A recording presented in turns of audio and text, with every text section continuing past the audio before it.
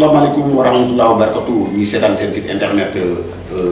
Vision Future, votre télévision autrement. Seen émission noo ko dundee del si waat na comme ni nga koy waxee ñoo yëg di waat di lam di daaj di xam di xamale àdduna potu ndaal ku naan sa borom ndax lu tëgg tas waaye ni mi ngi soog a door asalaamaaleykum mbokk internet yi tey ñu am mbégte ak contentement di dalal ki nga xam ne kenn du ko présenté si diwaanu Ndiarème ak li ko wër ki nga xam ne dara safu ko dara ñoru ko lu liggéeyal Diourbel mais liggéeyal Sénégal conseil technique premier ministre tey ñu war a waxtaan ak moom nag si ay ponk yu am solo ay ponk yi nga xam ne dafa jaabaa jongi réew mi ay ponk yi nga xam ne ay ponk yu sensible la lu mel ne wàllu pétrole ak gaz lu mel ne wàllu parrainage bi mais lu mel ne aussi wàllu autoroute Ila Touba kon tey jii ñu am mbégte ak contentement di ko dalal seen émission ñoo ko dundee nekk suñu 4e numéro gannaaw ba dalalee ay leader fii si dëkk bi tey jii nag ñu am mbégte di dalal ki nga xam ne mooy Cissé Kane Ndao nekk conseil technique du premier ministre ki xam ne moo nekk si wàllu réalisation bi di Abibou Diallo ki nga xam ne moom mooy présenté émission bi di DJ Cheikh professeur kon gars yi ñu ne coow dugg si biir kër gi nar a seetal ki nga xam ne moom mooy Cissé Kane Ndao si wàllu réew mi ak tolluwaayu réew mi ak li nga xam ne réew mi moom lay doxee opposition bi nekk fii di wax pouvoir bi nekk fii di wax le pouvoir c'est pour gouverner mais opposition bi dañ fi nekk pour saytu li nga xam ne moom lay pouvoir bi di def muy nekk lu am solo kon sama caméraman da bëgg ne coow dugg si biir kër gi cekkal waxtaan gi nga xam ne mooy Cissé Kane Ndao di conseil spécial du premier ministre kon sama gars yi à tout à l'heure xarit waxee si actualité bi ak voilà li nga xam ne daal ak fu toll nii moom mooy loolu ci réew mi ci ay xew-xew ak li ñu dëgmal incha allah. jërëjëf monsieur Cissé Kane Ndao ponk bu njëkk bi mooy conseil spécial nga di premier ministre tey jii le gouvernement du Sénégal lan lañ mën a teg ci ñoom loxo si lu ñu def si réew mi. maa ngi lay gërëm ma leeral conseil spécial ak conseil technique benn mais conseil technique la du premier ministre effectivement je crois que suñuy wax ci mbirum action yi fi gouvernement bi def action yu bëri la xëy na li nga xam ne moom moo des mooy que pàcc yi nga xam ne li tailleur bi di def xam ne da nga koy jox tissu mu dagg fa ay morceaux yu bëri il faut que su ko daggee bu pare yii il faut mu passer si renfort yii il faut mu circuler ko waaw su paree nag doog a nag jël di dajale fi mu toll nii nag gouvernement bi fa la tolloon waaw dafa ñëw fekk réew mi am lu mu soxla ngir mën a tegu ci ay piliers yu dëgër yoo xam ne tànk yi ñu bëgg mu dox dina ko mën a dox bu dëgër bu méngoog attente Sénégalais yi ngir Sénégal am émergence bu ci njëkk ci sama gis-gis mooy problème infrastructure yi tout le monde sait que le Sénégal avait un problème sérieux d'infrastructure et de mobilité am na ay temps il y a 5 ans 6 ans ou une dizaine d'années derrière bi ñu defee évaluation bi seulement à Dakar rek problème mobilité Dakar ça faisait perdre 6 milliards à l'État au Sénégal en termes de recettes je crois que donc c'était une urgence pour que Sénégalais yi ñu fexe ñu am possibilité de mobilité voilà dans des conditions idoines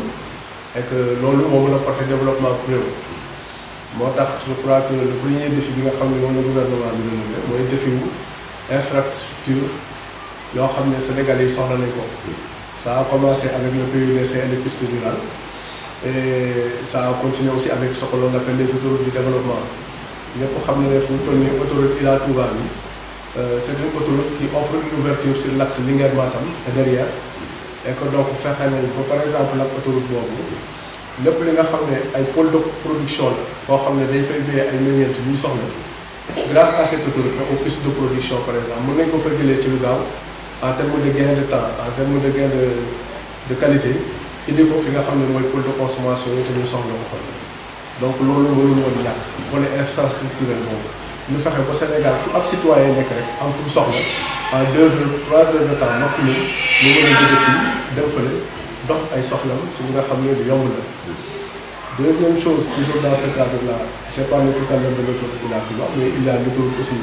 n'est-ce pas Dakar Mbour Silla et qui va continuer jusqu'à Kaolack sans compter aussi la volonté du gouvernement je l'ai dit de travailler sur le développement du ferroviaire déjà quoi qu'il en soit gis nañ fi TER bi c'est un projet boo xam ne le montage financier a été réalisé et maintenant il est en phase de finalisation bon à l'étude et à l'exploitation les gens verront maintenant lan la jógee Sénégal en termes de gain de productivité, de temps, de mobilité urbaine. Je crois que donc problème désenclavement réew mi déjà défilé woon boo xam ne gouvernement waroon na ko relever. Ça a commencé avec l'axe Ila Touba, la route aussi du rivage qui va de Dakar à Saint-Louis est bien avancée. On parle maintenant de la revalorisation du patrimoine ferroviaire aussi par la réhabilitation de la ligne Dakar-Bamako. Donc loolu yëpp réew da koy soxla bokk na ci infrastructure yi nga xam ne tamit gouvernement mi ngi ciy travaillé lu mel ni le port minéralier de Bargny. Quoi qu'il en soit, et pour finir un peu et conclure sur le volet infrastructurel bi mu njëkk a évolué, ce sont des projets ambitieux, ce sont des projets structurants, mais ce sont des projets aussi qui coûtent beaucoup d'argent. Ce qui fait que réaliser ko, c'est d'abord un défi technique, mais c'est aussi un défi social. Parce que fépp fu mu war a jaar impasse yi war nga dédommager gars yi fa nekk, le sol coûte cher. Et puis aussi, mobiliser des capitaux pour réaliser ça coûte cher. Il faut que aussi Sénégalais comprendre que loolu xam ne gouvernement bi daa sonn li nga xam ne kenn mosu ko sonn ba nga nekkee président Sénégal bu léegi. Intérêt aux populations yi la les gens maintenant se questionnent sur les coûts de ces capitaux, n'est-ce pas, le coût des infrastructures qui sont réalisées et la nature du partenariat public-privé et aussi ban mécanisme lañ mettre en place boo xam ne remboursement wu infrastructure loolu dinañ ko mën a réaliser dans des conditions idoines sans que ça pèse davantage sur les finances publiques. Je crois que ñu ngi ci phase de réalisation bi bu duggee ci phase d'exploitation bi dëgg-dëgg ba nit ñi gën a commencé gis retombées yi d'abord sentir ko ci ñoom. Par la suite aussi ils verront par rapport aux dispositions que l'État est en train de prendre pour derrière mu mën a assurer aussi remboursement wu infrastructure yooyu nga xam ne réaliser nañ ko. Je ne vais pas évoquer les infrastructures sportives, Dakar Arena mi ngi fi. L'arène de lutte c'était une demande sociale, elle a été réalisée. Donc l'État travaille. En parlant de l'éducation aussi, on en est au paquet. On est au renforcement de l'offre de formation universitaire. Sénégal lu muy daj ci étude universitaire amul dëkk bu koy daj. Quand on parle d'université, on parle de qualité, on parle d'élite. Sénégal mooy le seul État en Afrique boo xam ne bii képp ku ñu orienté wu université. te nga nekk ci conditions yi dugal nañ la ci privé bi di la xeex fexe nañ ba étudiant boo xam ne bi ci mérite la bourse ñu jox la bourse étudiant boo xam ne mérite nga aide ñu jox la aide. Man personnellement connaissant la conception de ce qu'est une université et tout ce qu'on doit attendre d'une université politique bu état bi porté impact social bu mu am bari na ñoo xam ne mesuré wuñ ko moo tax ñuy critiquer ak di dénoncer peut-être certaines lenteurs administratives ou d'autres procédures yoo xam ne mooy tax par exemple état lu mu war a taxawee lu ko taxawee si côté boobu en termes de rapidité dans la réaction et dans la prise en charge ndax ay retard engagement bi nga xam ne quelquefois ça coûte des grèves cycliques ou des expulsions d'étudiants. Ça ne vient pas de leur poche, ça vient des sous de l'État. Et état dëgg bu ko def dañ la war a sant war laa gërëm état bi amul ci loolu le relèvement de la qualité de l'offre universitaire mu ngi ci. L'université Alioune Diop de Bambey est là. Yoo xam ne ko on vient d'ouvrir une faculté de médecine. Ça va impacter sur toute la région de Diourbel et toucher aussi la région de Fatick et la région de Kaolack. Parce que quand on parle d'une faculté de médecine dans une région, on parle fondamentalement aussi d'un centre hospitalier universitaire avec des professeurs yu fay positionné yoo xam ne dina relever qualitativement carte sanitaire bi mais aussi dina tax aussi des soins de qualité gën a mën a am. Et justement dans ce cadre-là avec la coopération décentralisée nous étions en mission dernièrement du 30 au 15 octobre à Bordeaux, n'est-ce pas? On est en train de faire en sorte que faculté de médecine de Bordeaux ak faculté de médecine bi ubbi université Alioune Diop mën a am convention de collaboration boo xam ne nii dina relever qualité enseignement yi dina relever aussi qualité plateau technique yi. Et c'est la même chose aussi qu'on est en train de réaliser entre l'université du Sine Saloum qui va démarrer et une université de la région Nouvelle-Aquitaine dans le cadre de la coopération décentralisée. Signé nañu ñoom ñooñu sax d'ailleurs entre ces deux universités une convention, c'est l'université de La Rochelle. Donc ça veut dire que la carte universitaire est un défi aussi que l'État est en train de relever en termes d'offres de formation de qualité, mais de prise en charge aussi des besoins en éducation et en formation de niveau post-universitaire. Donc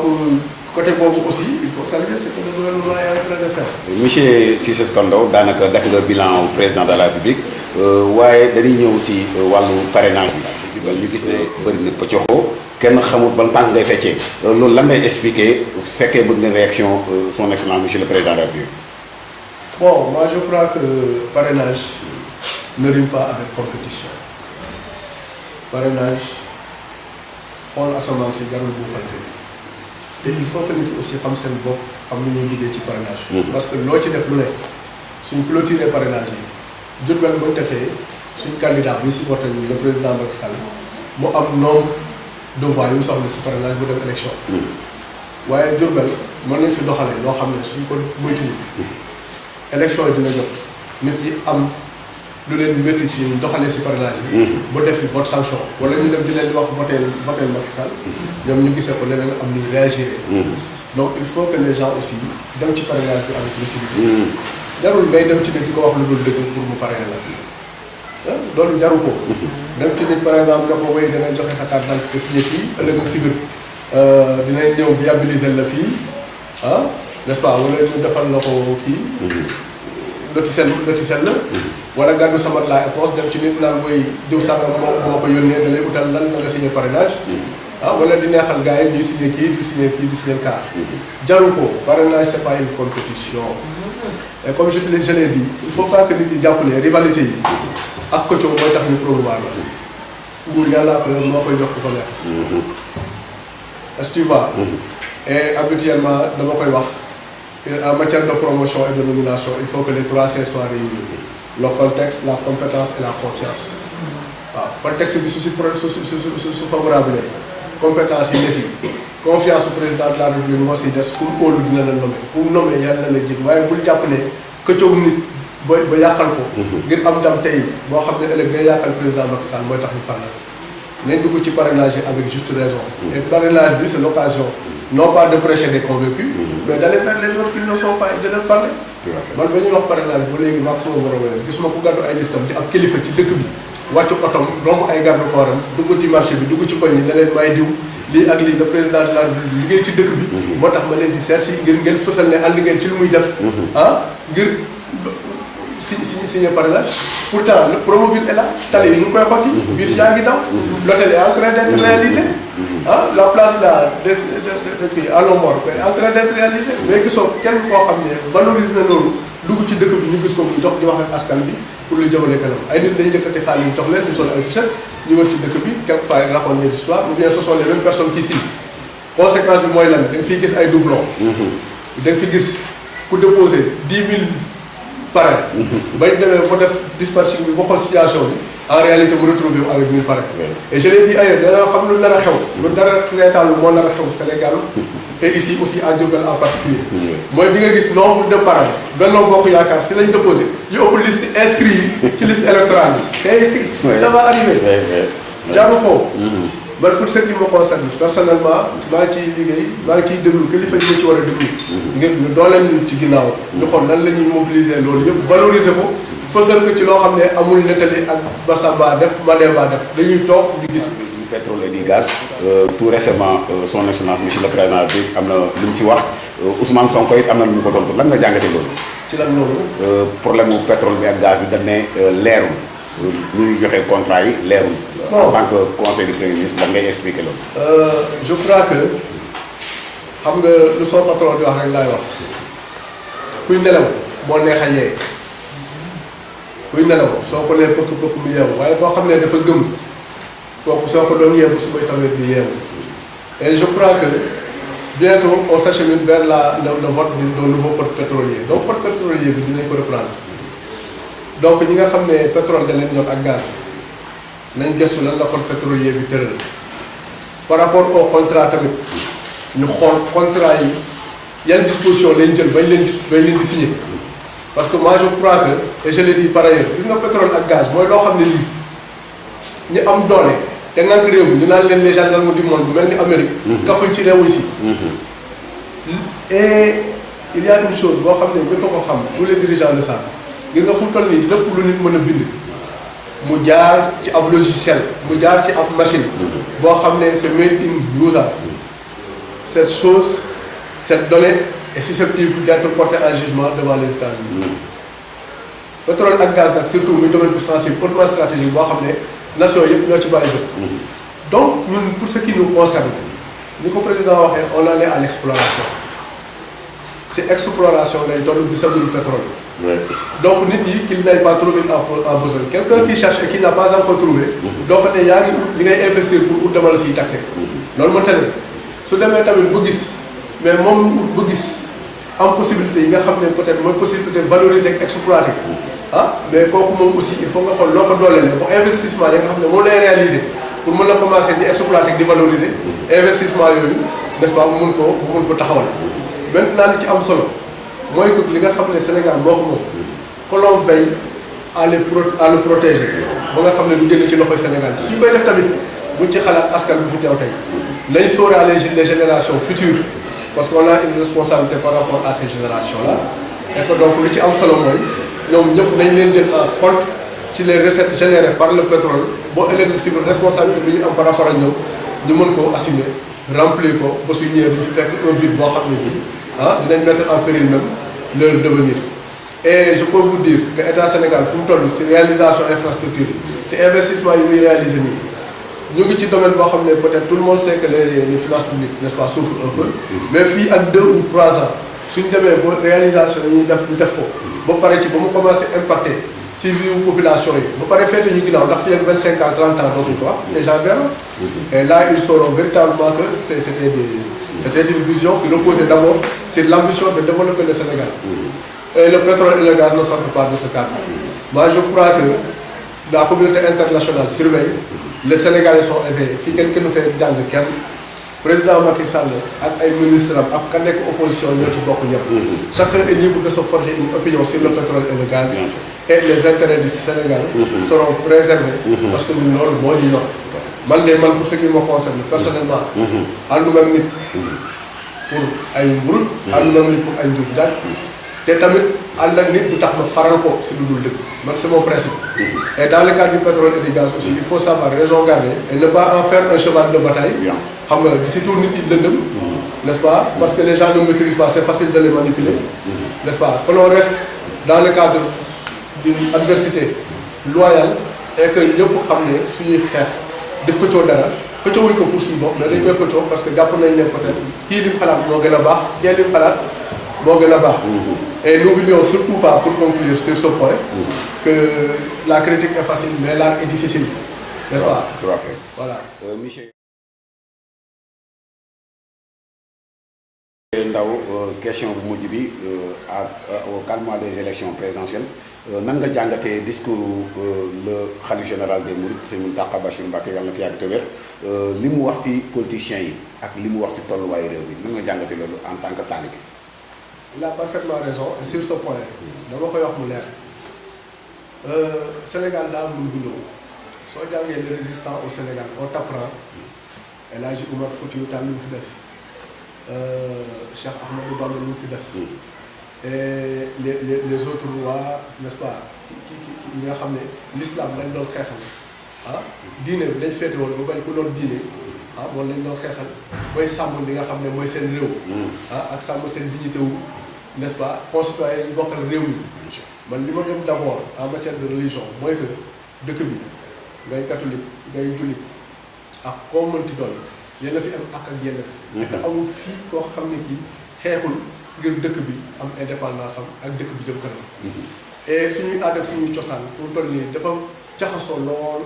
ak diine ba nga xam ne mënoo xam si suñuy jëf ak si suñuy doxalin lan moo si diine charia lan moo siy sunna lan moo ciy aada parce que suñu aada yu rafet yëpp diine def fi yàgg ba dafa jaxasoo ñoom ba nga xam ne léegi mooy suñuy valeur sociale yi nga xam ne moom la ñuy identifié wu donc man loolu laa gëm képp koo xam ne nag da nga nekk Sénégal jàpp ne kilifa diine yi duñ dara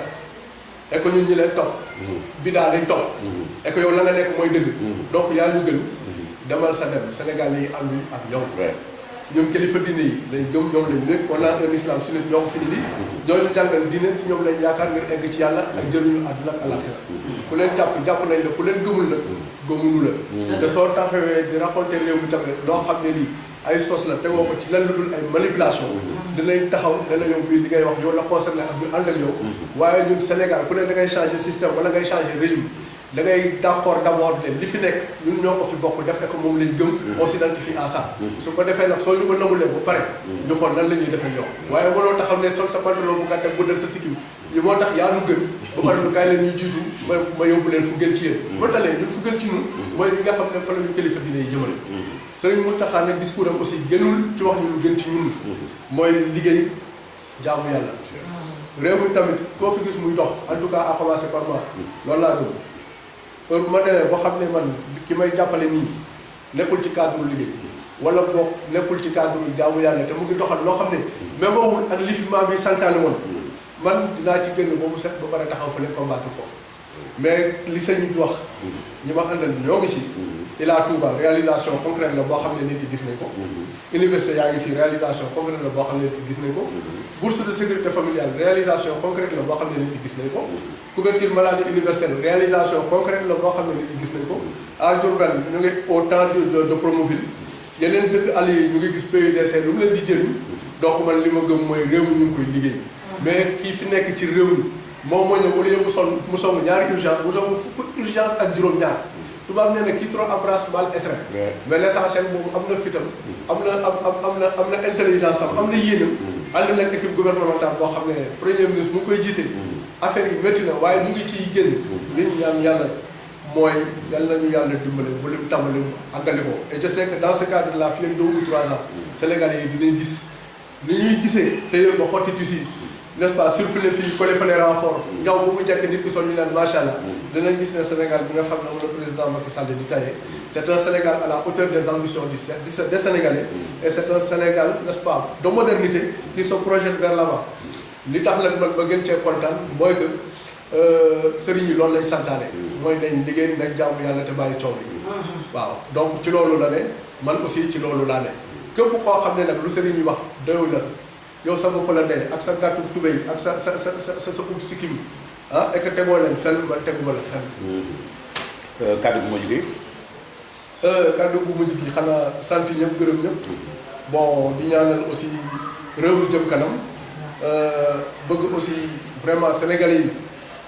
bañ a topp wax ji ba fàtte jëf ji te teg seen bët ci li nga xam ne moo fiy jëf en âme et conscience. n'est-ce pas fas yéene jàppale aussi président Macky Sall moi je le dis gis nga réew dafa soxla stabilité soo demee par exemple si pays développés yi comme ay France ay Amérique foofu